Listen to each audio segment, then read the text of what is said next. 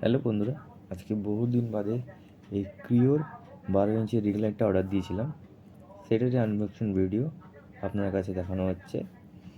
প্রথমে যে লোকটি এসেছিলেন সেটি এক এক করে প্রোডাক্ট বার করে দেখাচ্ছেন। প্রথমে ট্রাইপড, তারপর রিং লাইট, দেন সেটাকে ওপেন করবেন। ওপেন করে উনি করছেন, রিং লাইটটা বের করে নিয়েছেন। তারপরে আস্তে করে এবার ট্রাইপডটাকে বার করবেন।